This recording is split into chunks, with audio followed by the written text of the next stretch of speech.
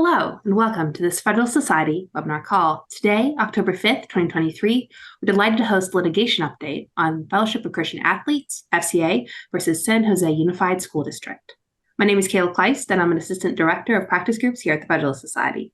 As always, please note that all expressions of opinion are those of the experts on today's program, as the Federalist Society takes no position on particular legal or public policy issues. Now, in the interest of time, I'll keep the introductions today brief, but if you'd like to know more about either of our guests, you can access their impressive full bios at fedsoc.org. Today, we are fortunate to have with us Daniel Blomberg, who is Vice President and Senior Counsel at the Becket Fund for Religious Liberty. Before joining Becket in 2013, he clerked for Chief Judge Alice M. Batchelder of the U.S. Court of Appeals for the Sixth Circuit and served as litigation counsel with the Alliance Defending Freedom. Additionally, and perhaps most pertinent to our discussion today, he is also one of the counsels who represents FCA in this case. Also joining us today as our moderator for this discussion is Casey Maddox, who is Vice President for Legal and Judicial Strategy at Americans for Prosperity. Prior to coming to Americans for Prosperity in 2019, Mr. Maddox served as Senior Counsel and Director for the Center of Academic Freedom at the Alliance Defending Freedom. He's also worked as legal counsel for both the Christian Legal Society and the Rutherford Institute. Throughout his career, he's litigated in 35 states and also testified 3 times for congressional committees. And I will leave it there. One last note throughout the panel, if you have any questions, please submit them via the question and answer feature found at the bottom of your Zoom screens so that they'll be accessible when we get to that portion of today's webinar. With that, thank you all for being with us today. Mr. Maddox, the floor is yours. Thank you very much, and thanks to the Federalist Society for hosting this program on a very important decision that some of you may not have heard about that we wanted to make sure was brought to your attention. Because it impacts the First Amendment rights, especially of students on K through 12 and on college campuses all over the country, especially in the Ninth Circuit, but frankly has broader implications, I believe, for First Amendment rights. And so we thought it was important to flag this case and have a good discussion about this case. So I will give you just a little bit of a background on this case, and then we'll ask a lot of questions of Daniel, who is intimately connected with the decision because he argued it at the Ninth Circuit, as you heard. So obviously you have student organizations all over the country, religious, political student organizations, ideological student organizations that typically will choose leaders who actually share the beliefs of the organization. There's nothing terribly surprising about that. What has happened over the last couple of decades or so has been this growing sort of conflict between that historical practice, going all the way back, to even decisions like Widmar versus Vincent, where the Supreme Court had finally overcome the questions about whether or not these groups can be present. Religious student groups can even be present on the same terms as other student organizations. But you'd have these questions that have been arising over the last couple of decades or so about the supposed conflict between non-discrimination rules that the schools have and religious, political, and other student organizations where they would choose leaders who share their religious convictions or political in some cases. And so those conflicts have led to a number of cases. Some of you, as you heard from my bio, I was previously been at the Center for Law and Religious Freedom at the Christian Legal Society. CLS has done yeoman's work litigating these issues in all over the country for CLS chapters and for other student organizations that have faced this. And I was participated in some of that litigation work earlier in my career. CLS also was co-counsel in this case with Daniel, as Daniel, I'm sure we'll talk about as well. And probably even deeper than that, Kim Colby, who we weren't able to be able to have on with us here. One of the things that I think some people don't know is that the Equal Access Act, which is also important in this case, which is basically a federal statute from the 1980s that protects the rights of religious student organizations, religious and political student organizations on high school campuses across the country. Kim Colby was actually, now with Christian Legal Society, was instrumental in that law actually going into effect. So CLS has a long history working on these issues and has been instrumental really in sort of getting us to this point. But these cases have continued to bubble up. I litigated the CLS v. Martinez case, was part of the team there where the Supreme Court, of course, decided that in sort of the low water mark on these cases, the Supreme Court decided by a 5-4 vote that it was permissible for a school to enforce an all-comers policy. The parties there stipulated that the school had interpreted its non-discrimination rule as an all-comers policy. So the court gave force to that stipulation. I will say ignored the stipulation that the all-comers policy was not actually being enforced, as the dissent discusses in that case. But the court said if a school decides to have a total all-comers policy where every student organization is open to everyone in leadership, that they can do that and apply that to everyone. The Ninth Circuit then had another decision, Alpha Delta Chi versus Reed, that extended that decision and said that at least in the Ninth Circuit, they were going to interpret that to mean, generally speaking, that your more typical non-discrimination rule, that they could basically, schools could impose a rule like that using the typical non-discrimination rule, so no religious discrimination, and could tell the religious student groups and everybody else no discrimination on the basis of religion, while still permitting other groups to choose leaders based on commitment to the organization's principles, as long as those things were not otherwise excluded under the non-discrimination rule. So the Ninth Circuit really sort of expanded CLS v. Martinez well beyond what the court actually had decided in CLS v. Martinez when it decided Alpha Delta Chi versus Reed. That brings us now up to where we are in the Ninth Circuit. And we'll pull Daniel into the conversation here to talk about the facts, first of all, of this case, Fellowship of Christian Athletes versus San Jose Unified School District. Well, thank you, Casey. It's a pleasure to be here. I just want to echo for a second your point about the Christian Legal Society and about Kim Colby particularly. Their leadership on these issues going back literally decades. Kim, instrumental in the writing and passage of the Equal Access Act, which protects all student groups, and their ability to speak freely. And really, I mean, just empirically speaking, the two types of student groups are most protected by the Equal Access Act are religious groups and LGBT groups, because those are the ones that, depending on which part of the country you're in, that are least favored by the powers that be in various school boards. So Fellowship of Christian Athletes case concerns a religious student group that was meeting on a San Jose Unified School District campus, had been there for over almost 2 decades, since the early 2000s, no problems. In fact, even their detractors said this was a great club and they were great kids. And that all changed in kind of the blink of an eye, and not for anything that happened. No one actually said, hey, I wanted to be a part of this group and they excluded me. Instead, a teacher received a copy of religious beliefs that identified marriage as being between one man and one woman and said, I can't believe folks on our campus, a student group on our campus holds these beliefs. And he said he had to, without taking time to process it, without even talking to the student group that had been there again for decades, to ask them, hey, am I missing something? Do you actually require your members to believe this? Which is what he thought.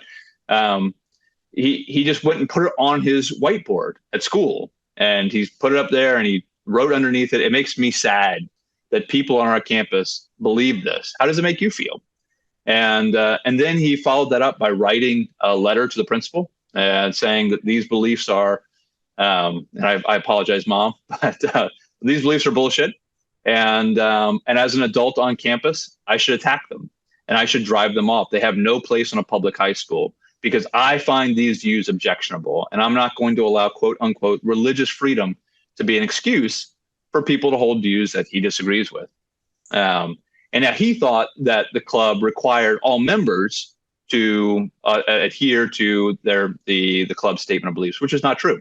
Everyone was welcome to be a part of the club. Everyone was invited to be a part of the club. And in fact, people had for decades all come and participated and enjoyed the club broadly. The only request was that leaders, the folks who were leading the group in prayer, who were leading the group in Bible studies, affirm the beliefs of the club, the thing that brought them together. But that didn't stop this teacher. He didn't take any time to ask any questions. The principal called together a meeting of the what they called the climate committee, which is kind of the group of the department chairs and other administrative officials. And they decided they needed to take a united stand against this club. Again, without having talked to the club, without having talked to the students that were a part of their campus. There were literally students in this teacher's classroom who saw the religious beliefs taped to the board that were part of FCA. And he could have talked to them. He could have asked them. They didn't. Didn't try, didn't bother in the rush to judgment to check to see what was actually at issue here. And within 2 weeks, for the first time in the history of the San Jose Unified School District, a club was de-recognized for violating the non-discrimination policy. And that is because they had the statement of faith they required their leaders to hold. No club had ever been de-recognized for that reason by the San Jose Unified School District. At the same time that they were busy de-recognizing this FCA club, they were recognizing a satanic temple club that had been formed for one reason, and that was to protest and mock the FCA club. And with the teachers' encouragement, protest and mock they did. Students would show up outside of FCA meetings holding signs, calling their beliefs hatred. There was at least one time that a student rushed into the meeting screaming obscenities at the students. There was another situation where school newspapers, reporters came in uninvited and took hundreds of pictures of students. Every student who started to speak and got a camera, sometimes within just feet of their face, snapping dozens of pictures of them. A teacher who was there, who saw this happening, said, I've never seen this kind of discrimination, this kind of bullying from our school district for anybody, any club. And it was just really, really unusual. Other teachers called these evangelical kids charlatans, said they're not the least bit Christian. They choose darkness over knowledge. They perpetuate ignorance.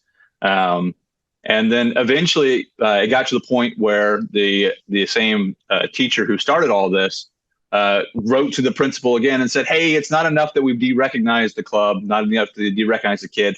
I want to kick them completely off campus. I want them to have no presence here whatsoever. And so can we accuse them of sexual harassment because of their religious beliefs? They didn't go quite that far. This is the one place they showed restraint. But every FCA club in the San Jose Unified School District was kicked off in just a short span of time, despite having been on campus for decades with no trouble. Now, at the same time, the school district was saying, hey, you FCA kids are out because you discriminate, because you require your leaders to affirm these religious beliefs, and that's religious discrimination, sexual orientation discrimination. At the same time, they said that was not good. The school district also recognized the Big Sisters, Little Sisters Club. The same principal that said, we have to take united stand against FCA said, hey, Big Sisters, Little Sisters, great. We recognize them here. We want them here because we want our senior girls mentoring our junior girls, our younger girls. So it's clearly a sex-based distinction that was intentional. It's what they were doing. But it was okay to make that kind of distinction under the non-discrimination policy and not FCA's longstanding and undisputed distinction that they'd had in place. The same kind of unequal standard was used to allow in the Senior Women Club, the National Honor Society, which was allowed to exclude students from a club that that provided access to scholarships, that based on good moral character. What the club decided was good moral character. Interestingly enough, the same teacher that had started all this brouhaha against FCA advised the National Honor Society, and he was the one who was often making the good moral character judgment for what students were going to be allowed into the National Honor Society. And there were, in fact, a multitude of district programs that excluded students based on sex or race, including groups like the Girls Circle or the Latino Male Mentorship Group. In fact, at oral argument last August, when we were talking to the Ninth Circuit about this unequal treatment that FCA was facing, the school district admitted that it would allow the KKK on campus. They would allow a racially discriminatory group, as long as the racially discriminatory group whose mission was to advance only one racial group was willing to allow people of other racial groups to participate in that mission of advancing only one racial group. So this was the situation the school district was facing, or the FCA was facing. And the district admitted that it had discretion about how it was doing all this. It didn't have to. It chose to come after FCA. It chose not to go after all of these other students and student groups and district programs that were all under the same quote unquote non-discrimination policy. That's and I think that the KKK point is always an interesting one here, because I think about where a student organization like FCA would be in a circumstance where someone, for example, wanted to actually be in FCA leadership and held racist views, right? Well, that would be inconsistent with FCA's religious convictions. And yet, if they were denied an officer position because of the fact that their religious convictions were, or that, because that racist view was inconsistent with their convictions, that would actually violate supposedly this principle, right? So you have this strange kind of dynamic, I think, in many of these cases. I believe that the district actually even attempted to just eliminate student organizations in order to deal with this problem, even at one point. Is that that is correct, and that comes later. So, what had happened here is that FCA had been on campus for a while, everything was going fine. Then all of a sudden, a group of faculty and students got a bee in their bonnet, came after them, got them de-recognized, got them mistreated, and had all these protests and things of that nature going on. And I really encourage everyone to read Judge Callahan's excellent opinion that really just carefully lays out the facts, quotes original sources, and just gives, just a very clear picture of the kind of hostility that these clubs, the students were facing. In fact, the en banc decision from a couple of weeks ago was preceded by a panel opinion, and Judge Kenneth Lee, who was not a part of the en banc panel, but who wrote the majority opinion from last August, talked about the just a really remarkable and unusual animus that the district displayed towards the religious beliefs at issue here. And so I encourage folks to read the record so they get a sense of what it was like. And that continued to be a problem throughout the pendency of the case. So when Judge Lee and Judge Forrest issued an injunction last August saying, hey, you got to treat FCA equally, you got to restore the status that they had held for decades before all this controversy happened, the school district responded by saying, okay, fine, they can have they can be a recognized student club, but we're shutting down the forum. And so no other student clubs were allowed to meet for the entirety of the fall semester last year. And of course, this is a major problem for a lot of kids.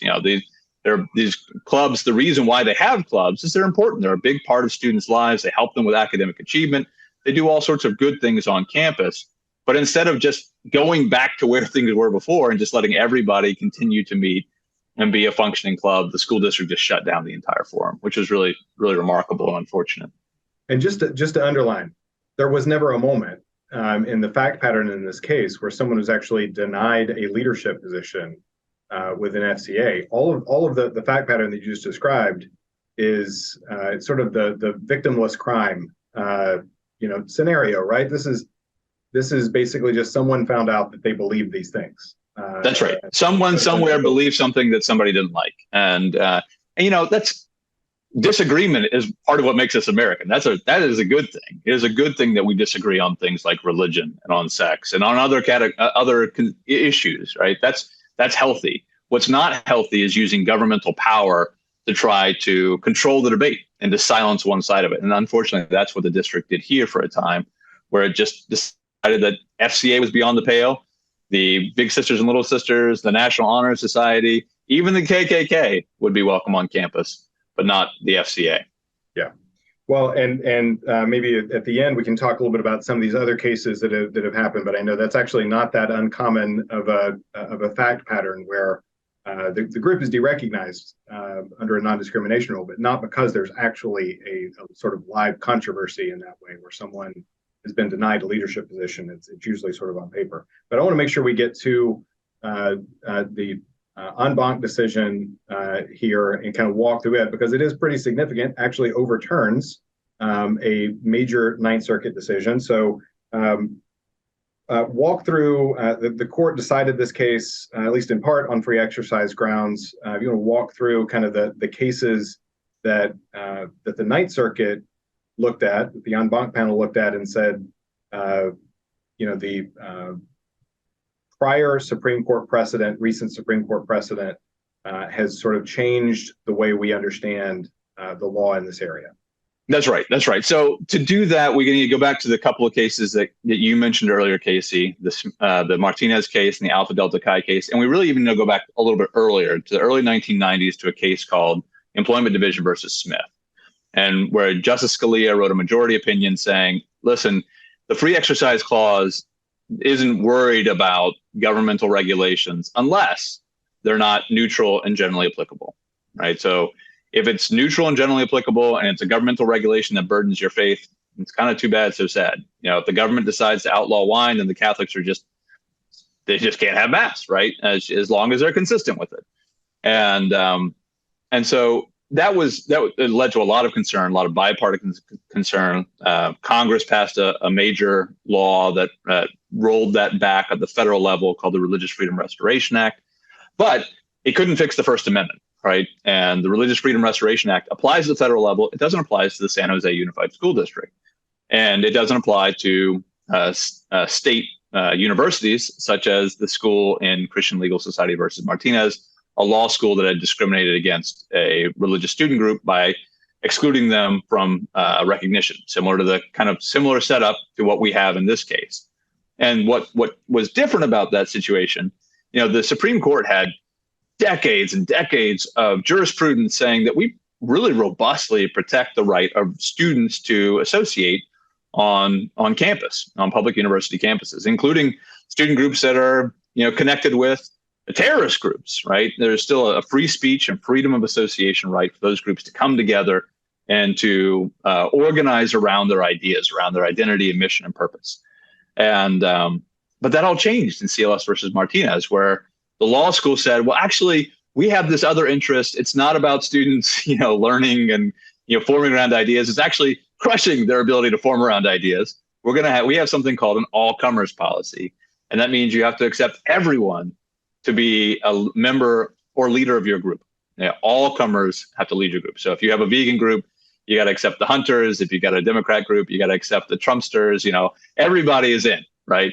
And the Supreme Court said in a 5-4 decision, that's okay. It's okay because it's even-handed. It's not viewpoint discrimination. Every viewpoint suffers equally. And so it was okay. And then, like Casey was saying earlier, the Ninth Circuit took it one step further and said, well, that applies even when you're not imposing an all-comers policy, even when it's just a standard non-discrimination policy.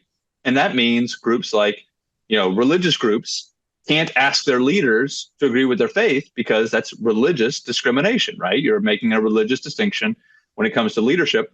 But since political categories in most places around the country aren't a part of non-discrimination policies, that meant that the Republican group could exclude Democrats and the Democrat group could exclude Republicans and vice versa. You could have a communist group that excludes capitalists and all that because they're not a part of the non-discrimination policy, right? They're not regulated by the non-discrimination policy.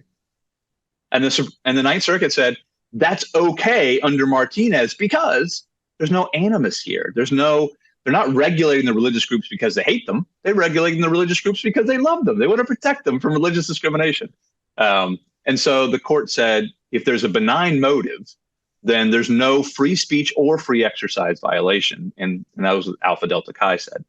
And that brings us to today. That brings us to the FCA case. And the Ninth Circuit en banc said that whole story has changed, and it's changed in really fundamental ways. And it's changed because of a couple of recent cases, a series of recent cases, including Fulton versus City of Philadelphia, Tandon versus Newsom, and Reed versus Town of Gilbert, which were free exercise and free speech cases that all said basically the First Amendment's not trying to regulate the hearts of government officials. It's not trying to regulate their motives. It's regulating their actions. It's the free exercise clause. And so when the exercise of religion is being regulated and burdened by the government, that's what's protected, regardless of governmental motive. And so here, it didn't matter whether the government had a positive or negative motive in its regulation. And their hearts could have been pure. They really thought that holding these religious beliefs was really, really bad, right? That's not what matters. What matters is this content-based, viewpoint-based regulation of a religious group's speech and of their religious identity.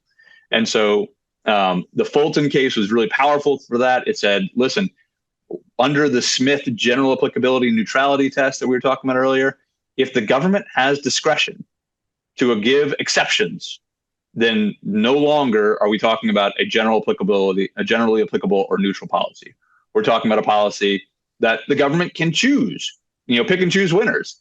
And when it can pick and choose winners, it has to have a really, really good reason not to allow religious exercise to take place. You can't burden religion when you have discretion to allow other types of things to happen. In the same way, in the Tandon case said, listen, if you're treating secular interests better than religious people, you got to have a really, really good reason to do that, right? And so, as applied here, the court said, if you can treat the Senior Women Club and respect their ability to gather around their mission and purpose of advancing senior women, then you have to have a similar type of accommodation for religious groups, unless you have a really good reason. And here, the school district hadn't tried to make an argument that it could possibly have a strict scrutiny reason for banning a great club from having the leaders that believed in the things they were praying about and teaching about. And so these bedrock decisions, that's how the Ninth Circuit described them, these bedrock decisions in Fulton and Tandon change the way the free exercise clause and the free speech clause operate, in that they take out this kind of intent-based question that the Alpha Delta Chi case relied on, and instead just ask the question of, are religious groups being treated equally with other types of groups, or anything else that implicates the government's interests, right? So one of the arguments here by the school district was, we have a really, really good, really, really important reason to regulate this FCA club because they're engaged in religious discrimination. But we can have the Latino Male Mentorship Society, which discriminates based on Latino status and discriminates based on sex, right? And what the school district said was, that's a school program, and school programs are different from student clubs, and you shouldn't compare the two. And the Ninth Circuit said, no, that's incorrect. What we're looking at is, what's your alleged interest? What's the government's asserted interest? The interest here is preventing discrimination on certain identified bases.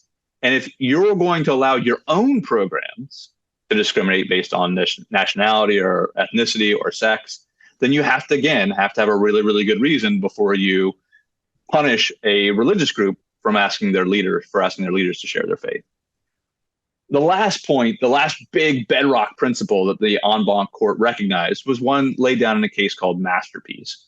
And this was the cake baker case from a couple terms ago that said, listen, the government can't act with hostility toward religious actors when it's regulating them. And the en banc court said, here again, we see a bedrock violation of the free exercise clause, because here you have a really clear example of religious groups being discriminated against because of their religious beliefs, right? It was precisely the belief that motivated the response by the government in this instance. Right. And the court went out of its way to emphasize a point that I think is really key. Say, listen, we're talking about kids here. We're talking about teenage students.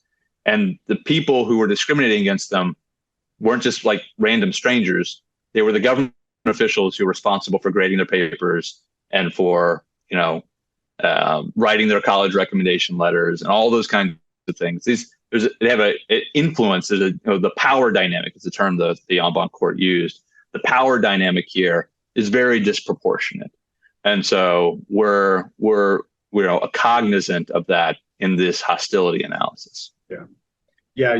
I was thinking about that when you were talking about the fact that you've got the teacher sort of writing and sort of attacking the FCA group's religious beliefs up on his board with members of FCA in the room, right? Like students in the room whose papers he's going to grade. And I was thinking about that back. Like, how do you, as a student, what do you say, right? As a ninth grade student in a teacher's classroom like that, do you say anything? If you do, it's a challenging position to put a student in.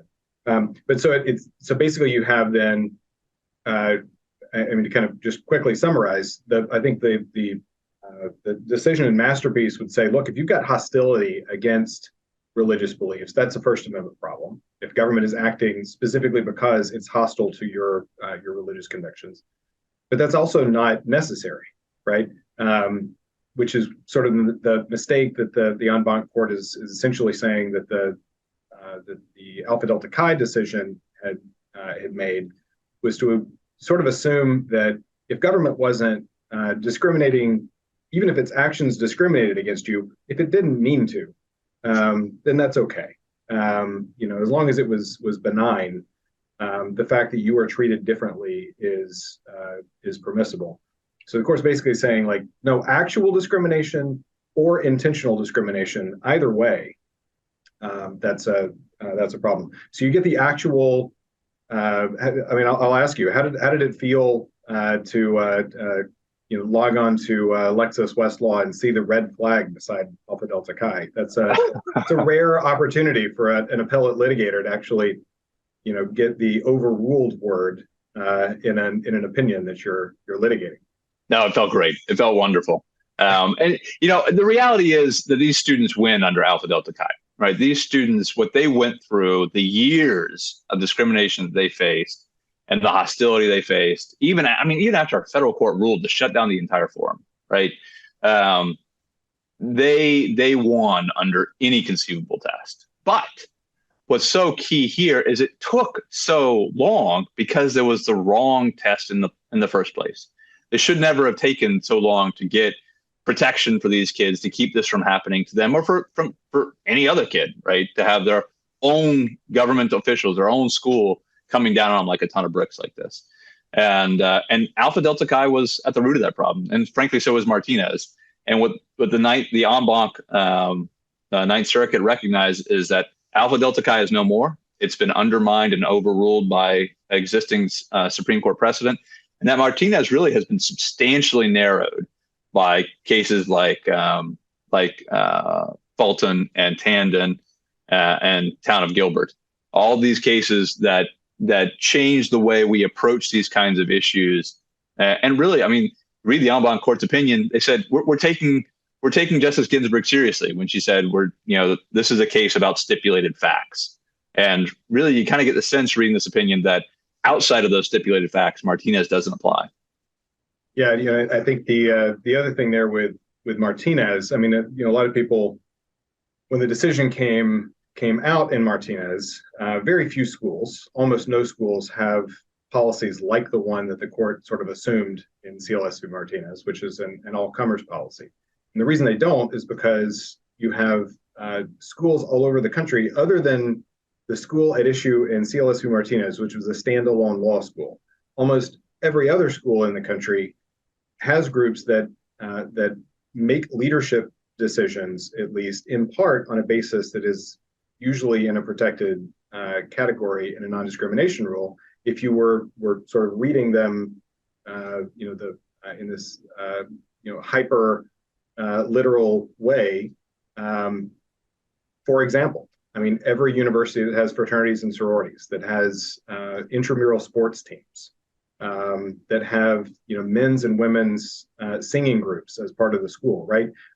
We almost never think about those, or people generally don't think about those in the same breath as they would with discrimination on the basis of protected class, because we all understand that that's different. And part of the issue, I think, in these cases is, do you also understand that it's not religious discrimination in the way that we typically understand that term when you're dealing with a religious student group wanting to choose leaders who share its religious beliefs, as opposed to, for example, a chess club deciding that members of this religion are not permitted to be in leadership in our chess club, right? Those are different things. Just like they would be for, the women's glee club is not in the same position as a National Honor Society announcing, no women need apply. Those are very different types of things. So, I think what that means is when you overturn a decision like the Reed decision that broadly expanded the reach of CLS v. Martinez, it really does sort of limit it to its facts. And there are virtually no schools that are actually going to have policies like the ones in CLS v. Martinez. So the net result, I guess, of this decision, I mean, kind of tick through some of what you see as being the actual practical results coming out of this decision. This is, by the way, 134 pages of opinions in this case. This is what happens when you overturn a previous circuit precedent in a First Amendment issue by an en banc panel. You get 134 pages of opinion. So, Daniel, what do you think the overall big impacts here are? Well, it's huge precedential impact, right? Alpha Delta Chi is no more. It will no longer haunt student groups of any kind and allow them to be discriminated against by government officials. It also means that the courts are taking seriously what the Supreme Court has been doing in cases like Fulton and Tandon, and that's seriously narrowing cases like Martinez and Smith and the ways that they have, those older standards weren't as protective of religious exercise and free speech as the new rules are. The net result in a lot of ways is that the Ninth Circuit went from, frankly, some of the nation's worst jurisprudence on these kinds of free speech and free exercise issues to the best. And it wasn't even close. It was that the vote here was 9-2 to protect the student group and to protect them on these three bedrock principles, the free exercise clause. Under Fulton, if you have discretion, then you got to use it to protect a religious exercise unless you have a very good reason not to. Under Tandon, if you treating religious student groups in one way and secular groups in another way, you got to treat them at least, the religious groups at least as well, unless you have a really good reason not to. And under Masterpiece, you can't act with hostility towards religious groups. The government can't use its power to squash religious beliefs that it just doesn't like. And those are now bedrock principles, clearly articulated in an excellent opinion by Judge Callahan and joined by an overwhelming majority of the Ninth Circuit. I'm going to ask one more question, and I would ask people, some of you are already putting questions in the Q&A function, but please do that, and we will get to as many of those as we can.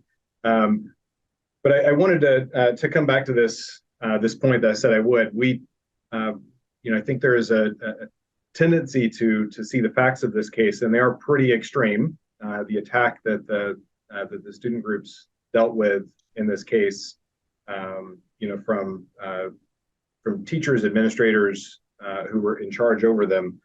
But I think my sense is that this is not terribly uncommon. We both litigated other cases that had fact patterns that looked frighteningly similar to the fact pattern in this case. And so I wanted to see if you had thoughts on sort of how that's, the other reason I think about this question, I saw there was an article yesterday, I believe, from NBC News that was talking about the Colorado Supreme Court taking the, I guess, third or fourth or whatever it is, Masterpiece cake shop case up. And they referred to the decision in Masterpiece before as a technicality from the Supreme Court, as if it was sort of a one-off thing that happened in that case, the sort of animus that was the Supreme Court's decision in that case. But I speak to some of these other student organization cases that you've been litigating recently, and the way we've seen this sort of treatment in some of those cases as well. Yeah, unfortunately, this is kind of I would say both sadly and happily typical. Let me take the second part of that first. Happily typical in that the students, by and large, really are as gutsy as these FCA kids. I mean, these students here were particularly stout and strong, given what they had to face. But in all of these cases, you have that same power dynamic at play that we were talking about earlier, same unequal turf and terrain that the students are having to operate on. And they're gutsy and they're gracious about it too. They stick around and they're not responding in kind. They're asking for an equal place at the table. And so that's the good part. These, in many of these cases that I've litigated, I see this over and over again. The bad part, though, is frankly, while it was clearer, the hostility here, it's just as true in all of these cases, right? The reason why the religious groups are getting kicked off is because people don't like their religious beliefs. They're hostile to the government officials that are using the power to squelch religious beliefs they don't like. And our very good example of this is a pair of cases just decided 2 years ago by the Eighth Circuit, and they're against the University of Iowa, same campus. And the University of Iowa came after a religious student group who held views it didn't like, and they did it not just when the court said, "Hey, you can't do that." They said, "Okay, fine, we won't target this one religious student group. We'll target them all." And so they threw all the religious student groups off campus. I don't think they got the message very clearly there. And so the second case came back on behalf of InterVarsity Christian Fellowship and said, "No, that's not right." And the Eighth Circuit said, and I wrote this down, they said they were hard pressed to find a clearer example of viewpoint discrimination than what they'd seen in that case. So unfortunately, while this is a really unusual and unfortunate example in the FCA case, the hostility is not unusual, and it's consistent across the board.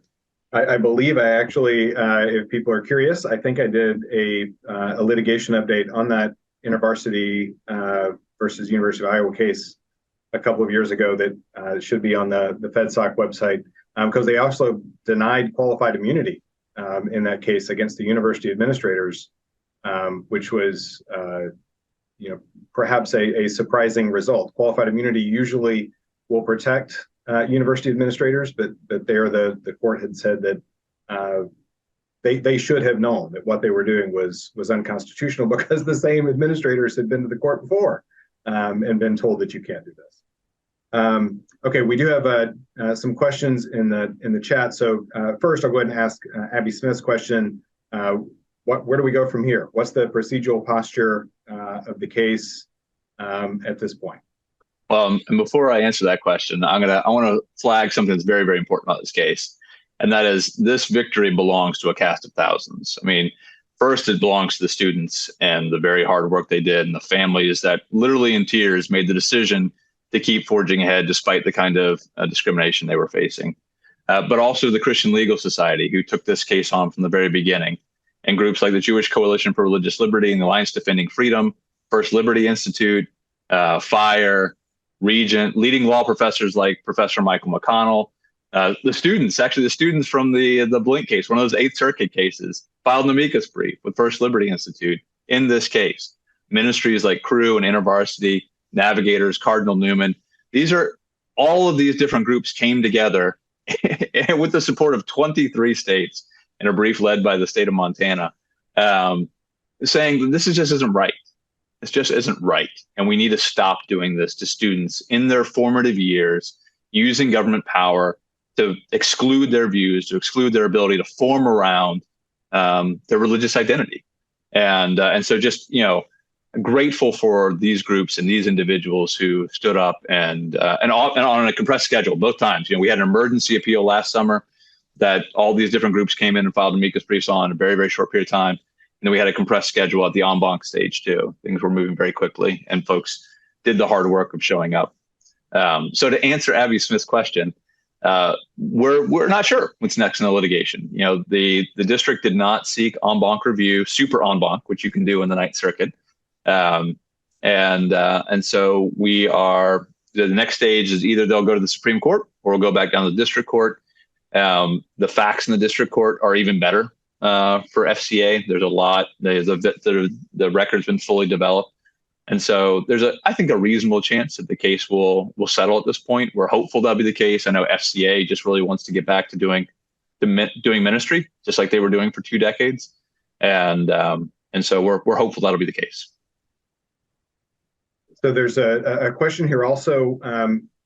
I'll let you kind of broadly speculate as much as you will. Kind of given the narrowing of the CLS v. Martinez decision by the Ninth Circuit here, what do you think that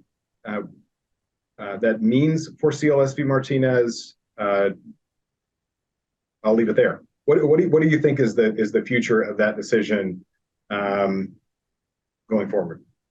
So I think CLS v. Martinez had a pretty short expiration date on the day it was issued, right? Especially because of the very, very unusual and narrow facts in it. That being said, it has been an unusually damaging decision. The reason why some children did not have a normal high school experience in San Jose Unified School Districts, the reason why the entirety of some of these students' experience was being official outcasts of the school is the Christian Legal Society versus Martinez decision. That decision empowered these administrators to think that they could treat children like that using governmental power. And so while Martinez is a very narrow decision that should be understood narrowly, and I think eventually will be overruled as being inconsistent, with fundamental First Amendment principles, it is a very damaging decision. And so it needs to be overruled at some point, and I think it will be. Yeah, and it is extraordinarily difficult, I think, to square that decision, even on the stipulated facts. It's very difficult to square the decision with the decisions that had come before or after, frankly, on First Amendment grounds. And others have noted that CLS v. Martinez is very often, when it's quite relevant to the cases the court is citing, or that the court is dealing with, that the court just seems to sort of slide past it and not cite the decision, completely ignore it. And that's usually a sign that the court is struggling to figure out how does this fit with maybe it's like lemon. In a short period of time, we'll find out that it's already been overruled. It's already been overruled. What, you thought that was still precedent? Sorry, we must have forgotten to tell you that. The Smith case comes up also in some of the questions here, and because obviously Smith is quite relevant, obviously, on the free exercise analysis here, helps to sort of frame the way the court's having to walk through the free exercise questions in this case. What do you think this decision tells us, I guess, about the future of Smith, or what do you think the future is there? Well, I think it tells us what the Supreme Court has been telegraphing for a while, that Smith is really, it's not the rule, it's the outlier, right? Smith really only applies in a narrow subset of cases, a subset of cases that don't deal with, for instance, churches selecting their religious leadership, right? Or that don't deal with religious questions that a religious organization is trying to decide on its own, or issues of religious polity. These are all issues that the Supreme Court has told us over and over again are beyond the reach of Smith, and that they are fundamentally protected by both religion clauses. They don't apply. Smith doesn't apply when we're talking about something like Fulton, where somebody has discretion in administering a statutory or regulatory scheme. Smith doesn't apply when you're dealing with a situation where other types of groups are getting more favorable treatment. Smith doesn't apply when the governmental regulators have hostility that's motivating their actions, regardless of what the text of the statute says. And so Smith is increasingly it's an exception and not the rule. Yeah. I think, one thing you talked about, some of the hostility that some of the groups have gotten in these cases. That sort of hostility sort of automatically takes you outside the realm of Smith, because you can't be both neutral as to religion and making the decision specifically because of the group's religious beliefs in the first place. And so we do see this, I think, frequently with these cases that they're sort of targeted for that reason. And then we have a question here, I think, that really kind of hits the nail on the head in some ways. That very often these cases, when you're talking about discrimination, right? We sort of read out a word that had historically been relevant in the discrimination context, which was invidious. The difference between invidious discrimination and discrimination. Everybody on this call made a choice how to spend their time for this hour with us, and I'm very glad that you made the choice that you did. But you discriminated between two options, right? You had an option to go this way or an option to go this way, and you chose to spend your time with us, and I appreciate it. But can you speak to that, Daniel, and the way that we've sort of, these cases have, or some of the actions seem to have read out invidious from what had typically been the understanding of non-discrimination laws like this, that you're dealing with invidious discrimination and not sort of reasonable choices.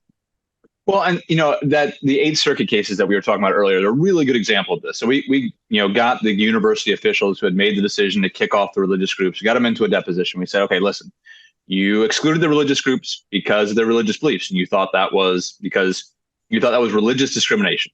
Religious groups were asking their leaders to hold certain religious beliefs, and that's religious discrimination in your view, and that's bad because it violates the non-discrimination policy.